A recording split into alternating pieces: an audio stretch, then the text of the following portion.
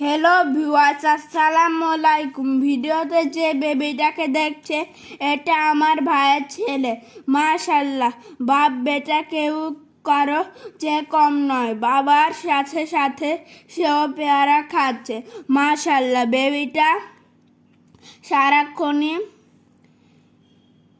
ব্যস্তই থাকে, সারাদিন বাইরে সময় কাটাতে চায়, ঘরে তার মনই বসে না। বন্ধুরা, পুকুর ঘাটে গিয়েও তার কাজকর্ম, ঘর আলো করে রাখে আমাদের বেবিটা। ও দুষ্টুমিগুলো খুবই ভালো লাগে।